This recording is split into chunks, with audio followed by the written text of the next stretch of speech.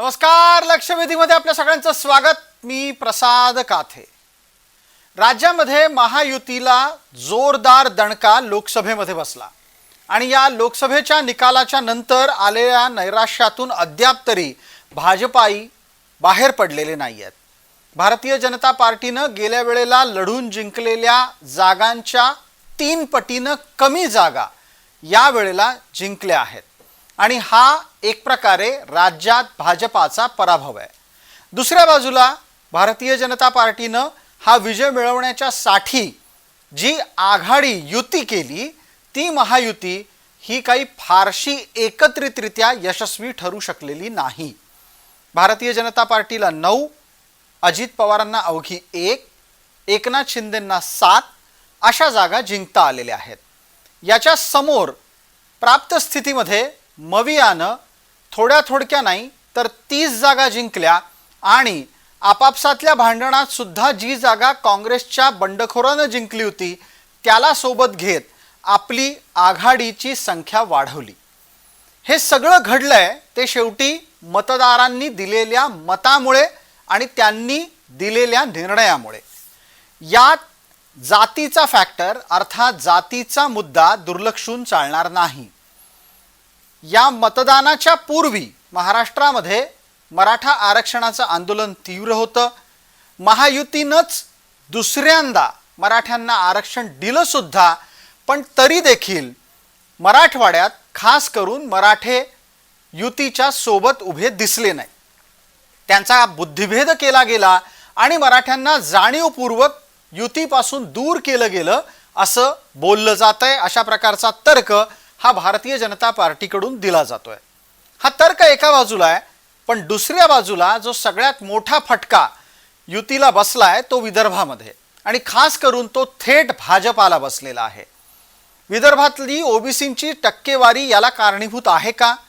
OBC मराठ्यांप्रमाणेच Bharatiya Janata party आणि त्याच्याच जोडीला महायुतीच्या विरोधात एकत्रितरित्या गेले आहेत का? लोकसभेतले संकेत विधानसभेच्यासाठी किती आव्हानात्मक आहेत, किती घातक आहेत आणि ओबीसींच्या दुःखाचं कारण काय?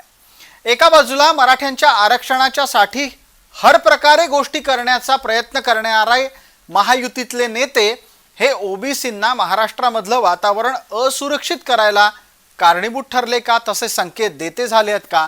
आणि जर असं असेल तर हा ओबीसी जो भारतीय जनता पार्टीच्या साठी हक्कानं स्वतःचा मतदार समजला जातो तो पुढच्या काळात काय करेल? चर्चेच्यासाठी आपल्यासोबत असलेले मान्यवर कोण यांचा आता आपल्याला पटकन परिचय करून देतो. लक्षवेधीच्या या भागात आपल्यासोबत भारतीय जनता पार्टीच्याकडून प्रतिनिधी प्रवक्ता या नात्यानं गणेश हाके आहेत. आपल्यासोबत या चर्चेमध्ये जोडले गेलेले आहेत प्रकाशजी शेंडगे आणि ओबीसींच्या आरक्षणाच्या निमित्तानं याचिकाकर्ता म्हणून आपल्याला परिचित असलेले विकास गवळी आपल्यासोबत आहेत.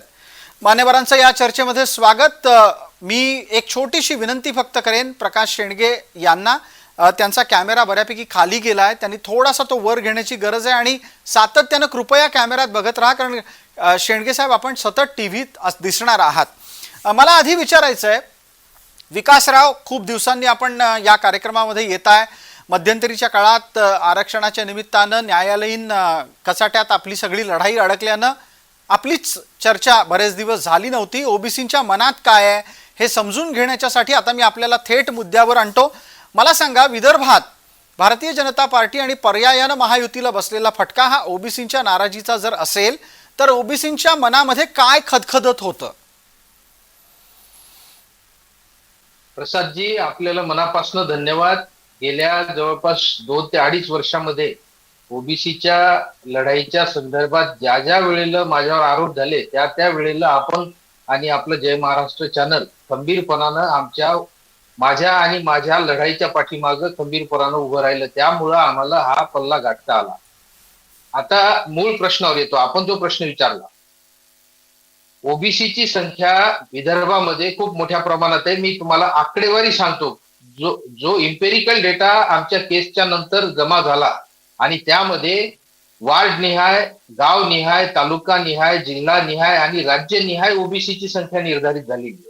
तर त्यामध्ये अकोला जिल्ह्यात 50.5% ओबीसी आहेत, अमरावतीमध्ये 53.8% आहेत, बुलढाण्यामध्ये 62.1% आहेत, वाशिममध्ये जवळपास 61.2% आहेत, यवतमाळमध्ये 55.9% आहेत, नागपूरमध्ये 62.7% आहेत, वर्ध्यामध्ये 63% आहेत, भंडाऱ्यामध्ये सगळ्यात जास्त 72.4% ओबीसीची आहे, गोंदियामध्ये 66%, चंद्रपूरमध्ये 58.3% आणि गडचिरोलीमध्ये 40.3% असं पूर्ण इन ऍव्हरेज जर पकडला तर विदर्भाच्या या 11 जिल्ह्यांची टक्केवारी ही जी. 58.75%. जर आपण या निकालाच्या संदर्भात ओबीसीची भूमिका विचारात घेतली, जी ओबीसी तसा पाहिला तर भाजपानं आतापर्यंत प्रत्येक वेळेला या ओबीसी मतदारांवर क्लेम केलेला आहे की हा ओबीसी हा भाजपचा आत्मा आहे, असं अनेक वेळ देवेंद्रजी त्यांच्या भाषणामध्ये बोललेले. परंतु एकंदरीत सगळी जर परिस्थिती पाहिली तर मग असं असताना या ठिकाणी भाजपला किंवा युती चा जो काही त्यांचा गट होता त्यांना इतका मोठा फटका का बसला, कशामुळे बसला, तर मी आपणास एक आवर्जून सांगू इच्छितो की एससी एसटींना लोकसंख्येच्या प्रमाणात आरक्षणही मिळते जी. आणि एससी एसटींना लोकसंख्येच्या प्रमाणात बजेट मिळते. घटनेच्या कलम 14 प्रमाणे जर आपण विचार केला, मी म्हणत नाही, हे घटना म्हणते, घटनेचं कलम 14 जर आपण काळजीपूर्वक वाचलं तर त्यामध्ये सगळ्यांना समान न्याय, समान संधी आणि समान वाटा ठीक. देण्याचं प्रावधान आहे. या देशामध्ये 2 वर्ग आहेत, एक आरक्षित वर्ग आणि एक अनारक्षित वर्ग.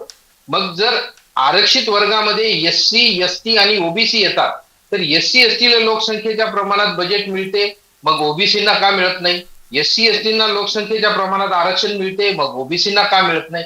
कुठेतरी ही खूप मोठी खतखत ओबीसीमध्ये तयार झालेली आहे आणि त्याचा मराठ्यांनी जसं त्यांच्या आंदोलनामध्ये तीव्र स्वरूपात त्यांचं आंदोलन करून त्यांनी त्यांचं आरक्षण मिळवण्यासाठी प्रयत्न केला, परंतु ओबीसी अतिशय सौम्य आणि शांततेने लढणारा वर्ग आहे आणि याच्यामध्ये एक एकंदरीत तुम्हाला सांगतो की ओबीसींनी कधीही अशा पद्धतीनं आक्रमकतेनं रस्त्यावर येऊन किंवा कुठल्याही पद्धतीचं कोणतंही त्यांनी आतापर्यंत आंदोलन केलं नाही, परंतु त्यांनी मताच्या माध्यमातून निश्चितपणानं ज्या ज्या वेळेला त्यांच्यावर अन्याय झाला त्या मताच्या माध्यमातून त्यांनी त्यांच्यावर झालेल्या अन्यायाला वाचा फोडण्याचा प्रयत्न निश्चितपणानं केलेला आहे. बिलकुल, आपण चर्चेला पुढे नेणार आहोत आणि वेळ मर्यादेमध्ये प्रत्येकाला उत्तर द्यायचं आहे. मला पटकन आता विचारायचं आहे गणेशजी हाके यांना. गणेशजी, माझा आवाज आपल्यापर्यंत नीट पोहोचत असेल अशी अपेक्षा आणि थोड्या वेळापूर्वी विकास गवळींनी जी भूमिका मांडली तीही पोहोचली असेल. मला एका गोष्टीचा या निमित्तानं आपण खुलासा करा की प्राप्त स्थितीमध्ये ओबीसींनी शांतीत क्रांती केली, त्यांना कोणी डिवचवलं आणि त्यांना डिवचवलं जातंय हे लक्षात यायला महायुतीला वेळ नव्हता की लक्षात येऊन दुर्लक्ष झालं? प्रसादजी, गवळी जे म्हणाले त्या मताशी मी सहमत नाही. याचं कारण असं आहे की भारतीय जनता पार्टीला सर्व समाजाने, ओबीसी असेल, मराठा समाज असेल, सर्व समाजाने मतदान केलेलं आहे. पराभवाची कारणं ही वेगळी आहेत.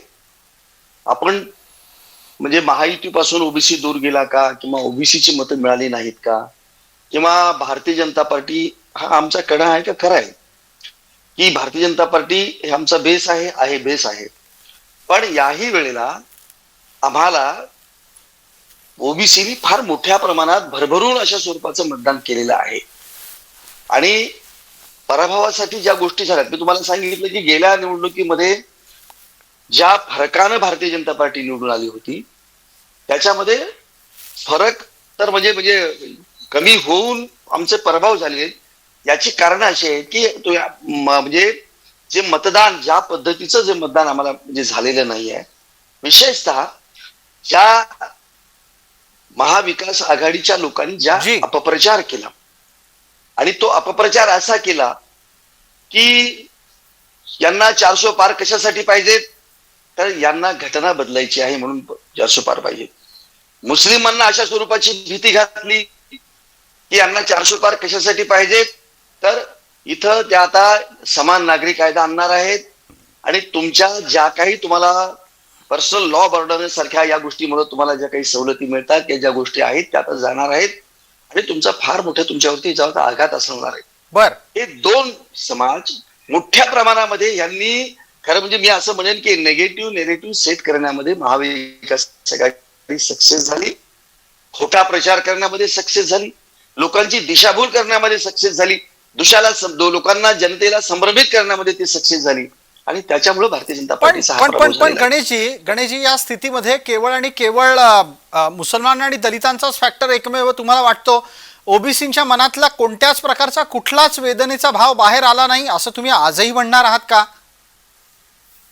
नाही, दुसरी गोष्ट अशी मी तुम्हाला सांगितलं की जे आमच्या मराठवाड्यामध्ये, विशेषतः मराठवाड्यामध्ये, विदर्भामध्ये सुद्धा मनोज जरांगेंनी ज्या पद्धतीनं आरक्षणाचं, ज्या पद्धतीनं काही आंदोलन सुरू केलेलं आणि ते सुद्धा आंदोलन ज्या पद्धतीनं लोकांच्या मनामध्ये एक संभ्रम निर्माण करत गेलं आणि जाणीवपूर्वक असं त्यांच्यावरती बिंबवण्यात आलं बर की मराठ्यांना, भारतीय जनता पार्टीला, विशेषतः देवेंद्र फडणवीसांना आरक्षण द्यायचं नाही. जी आणि म्हणून मराठ्यांचे, जी मराठा मतं आम्हाला मिळत होती ती मतं आम्हाला मिळालेली नाहीत. जी टक्केवारी मराठा समाजाची गेल्या वेळेला होती ती टक्केवारी आपल्याला निश्चित नाही.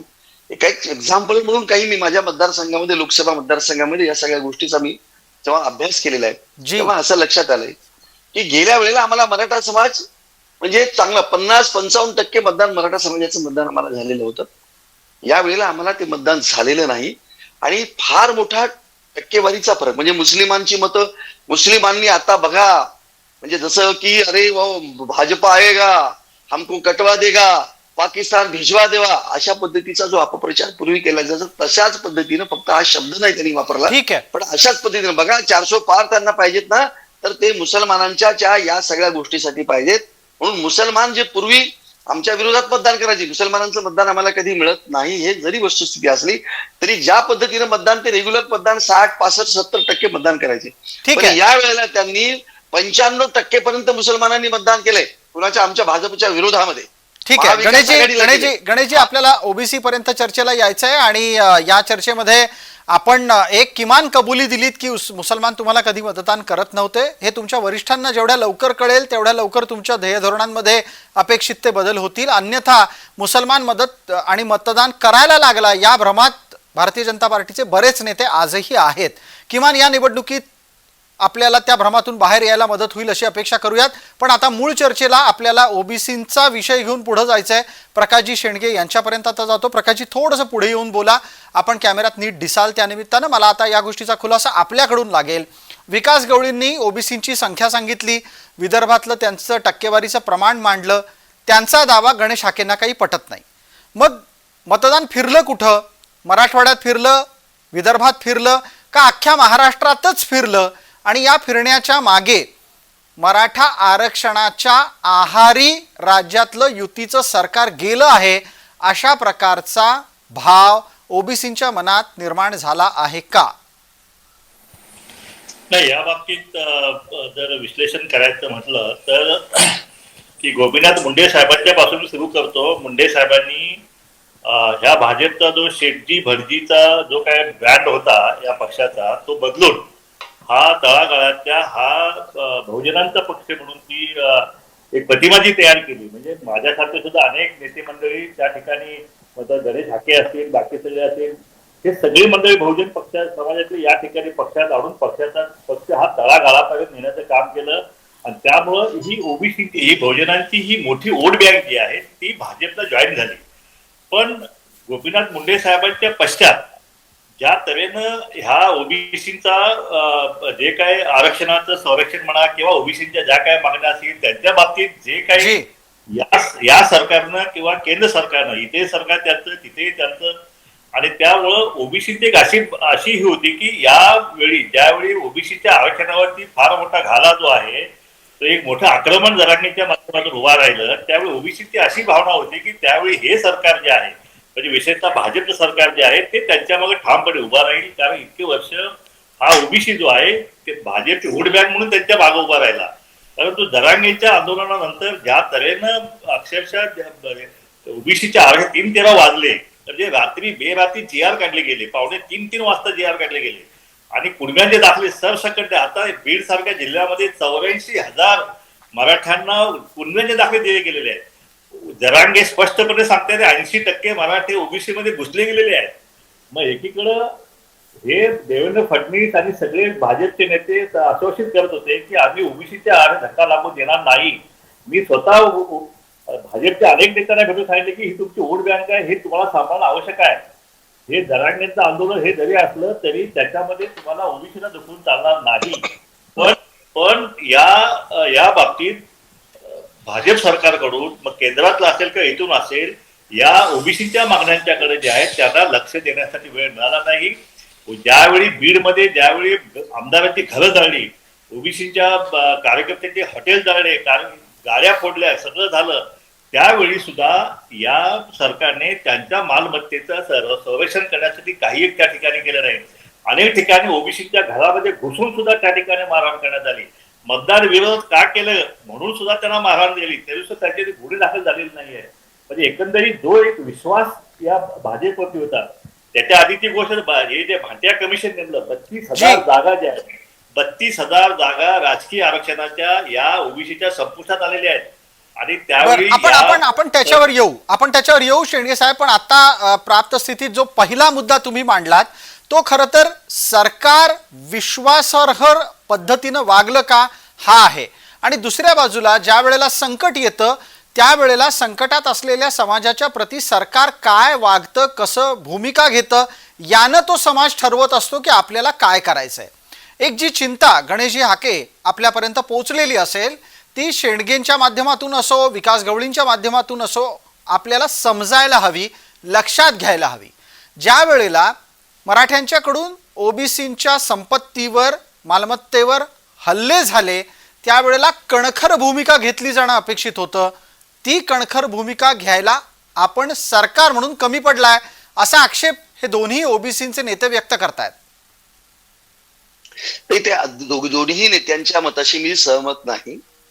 खरं म्हणजे प्रकाशांना ज्या पद्धतीचं म्हणजे ओबीसीचं नेतृत्व करतायत महाराष्ट्रामध्ये, आणि त्यांनी मराठा या जरांगीच्या आरक्षणाच्या त्या म्हणजे त्याला समांतर अशा पद्धतीचं वेगळं ओबीसीचे एक आंदोलन त्यांनी उभं केलं. पण तुम्हाला माहित आहे का की जेव्हा म्हणजे जरांगे, मनोज जरांगे वारंवार सांगतात की आम्हाला ओबीसीतून आरक्षण हवं आहे, आम्हाला ओबीसीतून आरक्षण घेतल्याशिवाय राहणार नाही, तेव्हा तितक्याच परखरपणे, तितक्याच म्हणजे याच्यानी ठणकावून म्हणजे महाराष्ट्राचे मुख्यमंत्री आणि माननीय देवेंद्र फडणवीस यांनी सांगितलंय की ओबीसीच्या आरक्षणाला धक्का न लागू देता आम्ही मराठ्यांना आरक्षण देऊ. म्हणजे कुठेही मराठ्यांच्या ओबीसीच्या आरक्षणाला धक्का लागू देणार नाही. आणि देवेंद्रजींनी ओपनली जाहीर केलंय की आमचा डीएनए, भारतीय जनता पार्टीचा डीएनए हा ओबीसी आहे. त्यामुळं मला सांगतो की आणि मी तुम्हाला सांगतो खऱ्या अर्थानं तुम्ही किती म्हणजे सभा घेतले, मेळावे घेतले आणि भाषण केली तरी ज्या पद्धतीनं देवेंद्रनी ज्या पद्धतीने हे बोलल्यामुळं मला ओबीसीला जितका दिलासा मिळाला आणि तो दिलासा निघाल्यामुळे नाहीतर फार संभ्रमित झाला होता, भयभीत असा झाला होता. पण गणेशजी याच्यात मुद्दा फडणवीसांबद्दल नाहीच आहे. याच्यातला मुद्दा आपल्याला गणेशजी लक्षात घ्यायला हवा. एका बाजूला देवेंद्र फडणवीस हे दिलासा देऊ पाहत होते, ते ओबीसींच्या आंदोलनात, उपोषणाच्या स्थळी पोहोचत होते. पण ओबीसी जर कोणाला घाबरत असतील आणि घाबरत याचा अर्थ कोणामुळे दहशतीत येत असतील तर ते अजित पवार आहेत. अजित पवार आणि त्यांचे समर्थक आहेत, हे नाकारून नाही चालणार. देवेंद्र फडणवीसांच्या सोबत अजित पवारांचा वावर हा ओबीसींना चिंतेत टाकत होता का? नाही प्रसादजी, तुम्ही पुन्हा म्हणजे फार मोठी गल्लत करतात. मी सांगतो मनोज जरांगीला कधीही सुरुवातीपासून अजितदादांनी त्याचं समर्थन केलं नाही किंवा त्याची बाजू घेतलेली नाही.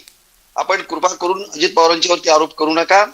त्यांनी तेच सांगितलं, जेव्हा भुजबळांनी आंदोलन उभं केलं तेव्हा अजित पवारांनी स्पष्ट सांगितलं, हो जसं मनोज जरांगीला त्यांच्या मराठा समाजाच्या आरक्षणासाठी लढा उभारण्याचा, आंदोलन करण्याचा अधिकार आहे, तसं छगन भुजबळाला सुद्धा त्यांचं असलेलं आरक्षण ते सुरक्षित राहण्याच्या दृष्टिकोनातून किंवा ओबीसी समाजाच्या न्यायासाठी आंदोलन करण्याचा त्यांना अधिकार आहे, त्यात गैर काही नाही, अशा पद्धतीची भाषा अजित पवारांनी बोललेली आहे. ठीक आहे, अजित पवार हे ओबीसीच्या विरोधात नाही. या मुद्द्यावर एकदा विकास गवळींच्याकडून उत्तर ऐकूयात. आत्ताच्या घडीला विद्यमान महायुतीची जी रचना आहे त्या रचनेमध्ये ओबीसींना कोणामुळे दहशत जाणवते, आणि याच्या पलीकडे जाऊन एक आणखी मुद्दा आहे, तो पुढचा मुद्दा घेऊन शेंडगेंपर्यंत येतो. आधी विकास गवळी आपण बोलणार आहात. अतिशय महत्वाच्या मुद्द्याला हात घातला. मनोज जरांगे पाटलांचं जे काही सध्याच्या परिस्थितीमध्ये गेल्या वर्षभरापासून आंदोलन चालू आहे, कुणाचा तरी अदृश्य शक्तीचा हात त्यांच्या पाठीमागे असल्याशिवाय एवढं मोठं आंदोलन उभं राहूच शकत नाही, हे तितकंच खरं. आणि ह्या अदृश्य शक्ती मी माझ्या तोंडून बोलल्यापेक्षा आपणच सगळ्या जाहीर केलेल्या आहेत आणि त्या सगळ्या लोकांनी त्यांना मदत केली, म्हणूनच हे आंदोलन इथपर्यंत आलं. वास्तविक पाहता या आंदोलनाला अशी कलाटणी देण्याऐवजी त्यांनी मनोज जरांगेंना एका वेगळ्या दिशेनं जर नेलं असतं, त्यांना जर अशी मागणी करायला लावली असती, ठीक आहे तुम्हाला ओबीसी मध्ये समावेश पाहिजे ना, तर मग ओबीसीच्या आरक्षणाची टक्केवारी ही 27% 54% आणि प्लस 16% ही 70% नेण्यासाठी पहिले तुम्ही आंदोलन उभं करा. ओबीसीचं जे काही 27% आहे त्याला 70% आरक्षणाची मर्यादा वाढवा आणि नंतर त्याच्यामध्ये तुम्ही तुमच्या समावेशाची मागणी करा. परंतु असं न करता कुठेतरी ओबीसी आणि मराठा हे छत्रपती शिवाजी महाराजांच्या काळापासून जी सोबत होते. अगदी विकासराव, थोडं आपलं नेटवर्क गडबडतंय त्याच्यामुळे मध्ये मध्ये वाक्य तुटतायत, पण भावना लक्षात आली. गणेश हाकेंपर्यंत याचं उत्तर घेणं गरजेचं आहे. गणेशजी, इथे आत्ता आलेला मुद्दा लक्षात घ्यायला हवा, तो ओबीसींच्या मनोभावनेचा एक प्रतिकात्मक मुद्दा आहे. मराठे म्हणतात कुणबीमध्ये जायची परवानगी द्या, आपण कुणबीमध्ये ते जाऊ शकतात म्हणून GR काढता. मराठ्यांच्या साठी काढलेल्या GRच्या मुळे ओबीसी समाजामध्ये एक अस्थिरता निर्माण होते. त्यावेळेला ओबीसींना दिलासा देणं गरजेचं होतं. फडणवीसांनी 2 पावलं पुढे जाऊन ओबीसी समाजाला विश्वासात घेण्याच्यासाठी प्रयत्न केले, पण अख्खी महायुती त्यासाठी एकवटली का नाही? तरी महायुती एकवटली एवढंच नाही, तर मी तुम्हाला सांगतो की जी भूमिका म्हणजे देवेंद्रची होती तीच एकनाथ शिंदेची होती, तीच अजितदादांची होती. महायुतीने मराठा आरक्षणाच्या संदर्भातल्या आंदोलनाच्या संदर्भात घेतलेली भूमिका ही तिघांची सारखीच आहे आणि ओबीसीच्या हक्काच्या रक्षणासाठीची घेतलेली भूमिका ही सारखीच आहे. त्यामुळं महायुतीमध्ये अशा पद्धतीचा कुठलाही वेगळे मतांतर होती आणि त्याच्यामुळं मग हे ओबीसी कुठेतरी संभ्रमित वगैरे झाला, हे अशा पद्धतीचा हे या मताशी मी सहमत नाही. दोन गोष्टी एवढ्याच आहेत की आपलं म्हणणं लक्षात आलं. एक शेंडगेंपर्यंत पोहोचू, शेंडगेंच्याही मुद्द्यावर मी पुन्हा आपल्यापर्यंतच पोहोचणार आहे, उत्तर द्यायची संधी मिळेल आपल्याला. मला आता शेंडगे साहेब एका गोष्टीचा खुलासा करा, पुन्हा एकदा थोडं पुढे येऊन बसा. मला या गोष्टीचा खुलासा आपल्याकडून लागेल की प्राप्त स्थितीमध्ये आतापर्यंत आपण काय घडलं याची चर्चा करतोय, वेळेच्या अर्ध्या टप्प्याच्या नंतर आपल्याला काय घडू शकतं याचीही चर्चा करायची आहे. तुम्ही सातत्याने सांगत होतात की ओबीसींना विश्वास वाटेल अशा प्रकारचं वातावरण लोकसभेच्या निवडणुकीच्या पूर्वी महाराष्ट्रामध्ये विद्यमान सरकारच्याकडून तयार झालं नाही. निवडणुका येऊ घातलेल्या आहेत, विधानसभेच्या निवडणुका आहेत. विद्यमान सरकारला पुन्हा सत्तेत यायचं असेल तर ओबीसींना सोबत घेतल्याशिवाय पर्याय नाही. भारतीय जनता पार्टीला त्यासाठी बऱ्यापैकी संघर्ष करावा लागणार आहे का, आणि लागणार असेल कोणत्या पातळीवर तो केला गेला पाहिजे जर ओबीसींचा विश्वास जिंकायचा असेल तर?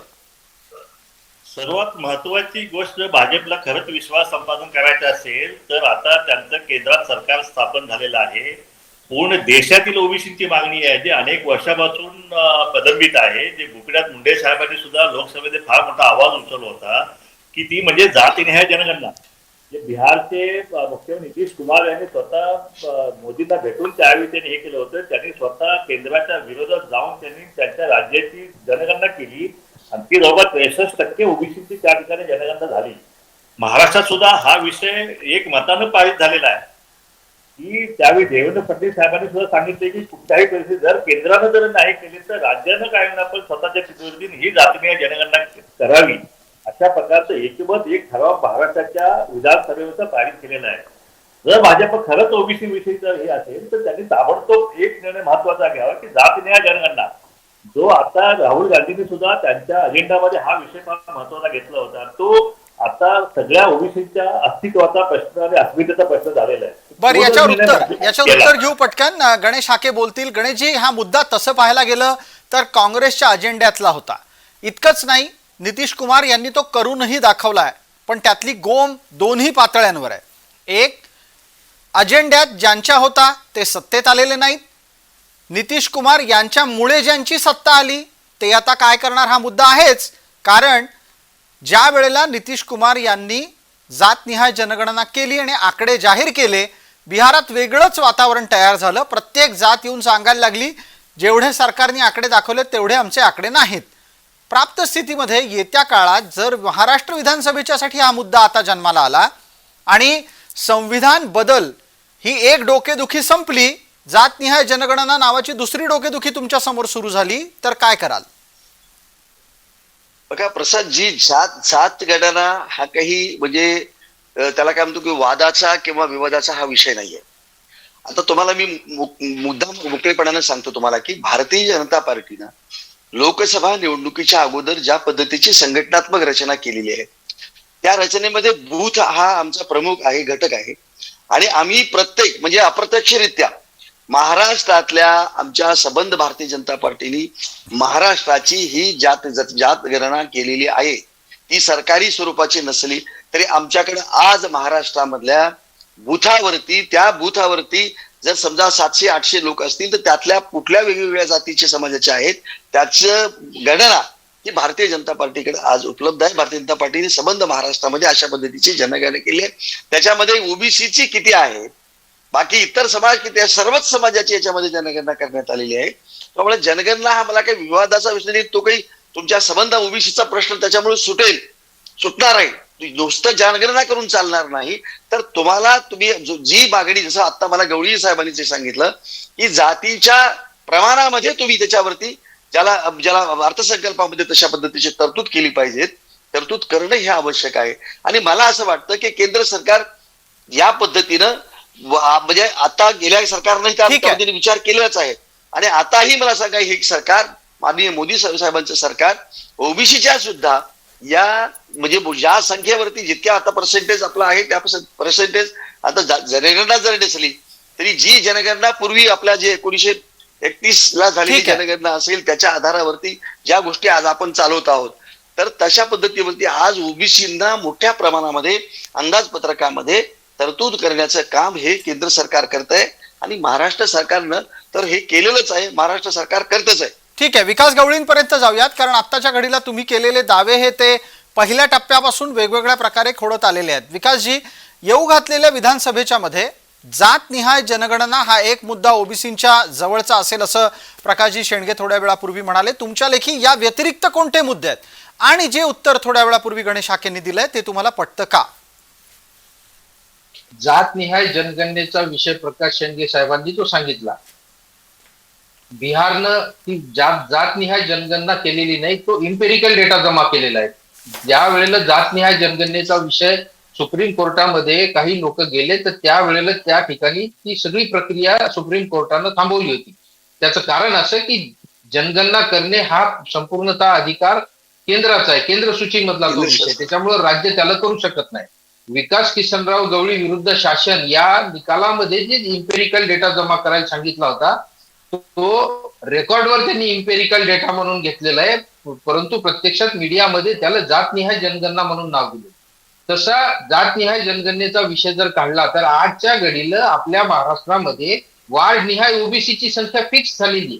वार्डनिहाय, गावनिहाय, तालुकानिहाय प्रत्येक तालुक्याची आकडेवारी आजच्या घडीला बाठी आयोगानं जवळपास 681 पानामध्ये ती सर्वोच्च न्यायालयामध्ये सादर केली आणि सर्वोच्च न्यायालयानं त्याच्यावर शिक्कामोर्तब करून ती जी काही आकडेवारी आहे ती फायनल केलेली आहे. त्यामुळे आता जातनिहाय जनगणना परत करण्याची गरज आहे, नाही असं म्हणत नाही. त्याच्यामध्ये अतिशय संक्षिप्तपणे सगळ्या जातीचा उल्लेख होईल, परंतु ओबीसींना जर तुम्हाला मदत करायची असेल तर इतके दिवस तुमच्याजवळ आकडेवारी नव्हती, परंतु आज आकडेवारी आलेली आहे. मग तुम्ही या आकडेवारीच्या आधारावर आणि घटनेच्या मला याच निमित्तानं विकासजी, मला याच निमित्तानं एक प्रश्न आपल्याला विचारायचा आहे आणि वेळेच्या मर्यादेची आठवण आपल्या प्रत्येकालाच करून देतो. याचाही खुलासा करा की गेले कित्येक दिवस महाराष्ट्रामधील स्थानिक स्वराज्य संस्थांच्या निवडणुका रखडणं आणि त्या निमित्तानं जनतेचा सरकारच्या कडे असलेला थेट संवाद, सहज संवाद खंडित होणं हे पण एक नाराजीचं कारण आहे का? आणि त्यात सुद्धा खास करून ओबीसींच्या आरक्षणाच्या निमित्तानं या घटना घडणं ही चिंतेची बाब ठरली आहे का? बाठिया आयोगाचा अहवाल ज्या दिवशी सर्वोच्च न्यायालयामध्ये सादर झाला त्याच दिवशी ओबीसीचं आरक्षण मोकळं झालं. त्याच्यामुळं ओबीसीच्या आरक्षणाचा अडसर निवडणुकांसाठी अजिबात राहिला नव्हता. आता त्याच्यानंतर काही मुंबई महानगरपालिकेच्या वार्ड रचनेच्या निमित्तानं सर्वोच्च न्यायालयामध्ये पिटिशन फाईल झाल्या आणि जी. त्या पिटिशनवर तारीख पे तारीख ह्या विषयानं ह्या निवडणुका अद्याप रखडलेल्या आहेत. त्याला ओबीसीच्या आरक्षणाचा अडसर अजिबात नाही.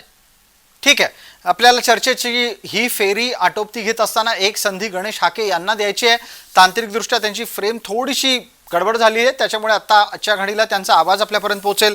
हाके साहेब, आव्हान स्वीकारणार आहात का आणि ते येत्या विधानसभेमध्ये तुमच्या बाजूने फिरवण्याच्यासाठी काय उपाययोजना आहेत तुमच्याकडे?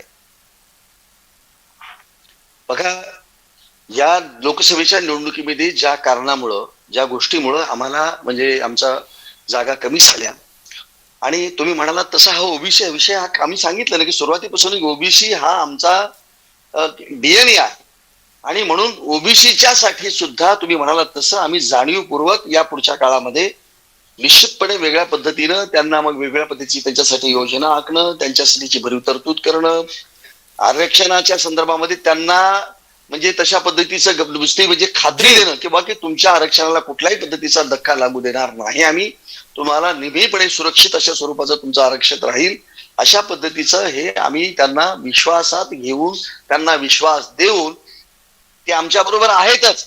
पण तुम्ही म्हणालात तसं त्या काही छोट्या काही कारणामुळे थोडे इकडं तिकडं जर झाले असतील, संभ्रमित झाले असतील, तर त्यांचा संभ्रम दूर करून आम्ही निश्चितपणे ओबीसी समाजाला आमच्या बरोबर निश्चितपणे घेणार आहोत. ते आहेत आणि पुढे सुद्धा ठेवणार आहोत. जी जी जी जी जी थोडक्यात आपण हे सांगू पाहत आहात की विद्यमान स्थितीमध्ये ओबीसींना दूर जाऊ दिलं जाणार नाही आणि ही संपूर्ण परिस्थिती भविष्यामध्ये सुधारण्यासाठी तुमचं नेतृत्व काम करेल. आपल्यासोबत वेळेच्या मर्यादेमध्ये उपलब्ध झालेल्या सर्व मान्यवरांचे या चर्चेला इथेच आटोपते घेत आभार व्यक्त करतो.